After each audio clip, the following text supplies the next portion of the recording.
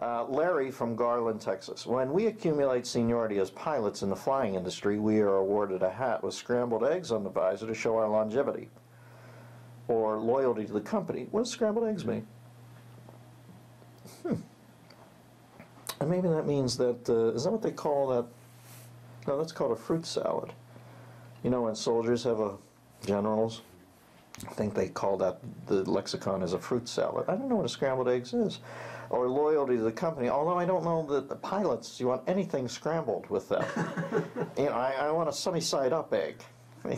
Hi, I'm a pilot, and I've earned a scrambled egg. I know you got to break some eggs, but in the flying industry, I don't like that vibe. I used to fly. I was so scared. I had an epiphany years ago where I stopped being scared. But for a while there, my body English was so stiff on a plane, I began to realize that on subconscious level, I thought the stability of the wings was completely predicated on my remaining stiff on the flight. I felt like if at any point I went like this, that the plane's wings would go down and mirror my move, and we would plummet to the earth. So, scramble.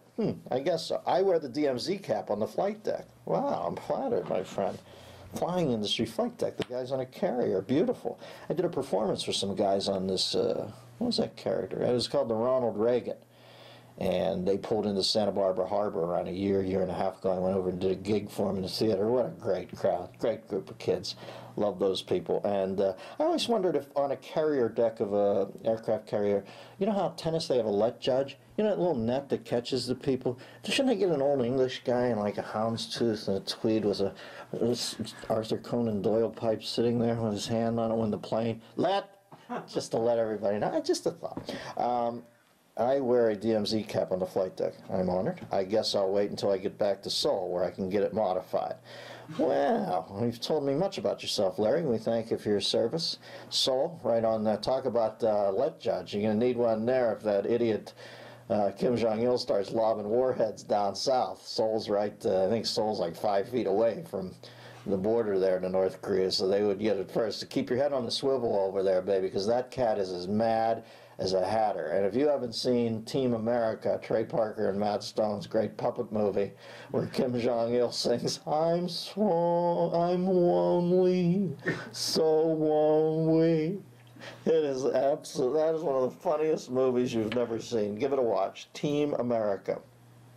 There's a great scene where one of the puppets is talking about being in love to another puppet, and the woman says, love isn't happen here. And then they don't really control the puppet's arms because Matt and Trey aren't puppeteers by and large. So they're the South Park guys. So the puppet goes, love doesn't happen here. It happens here. It's the fun. They can't really stop the puppet. It's kind of flopping. God, that made me laugh.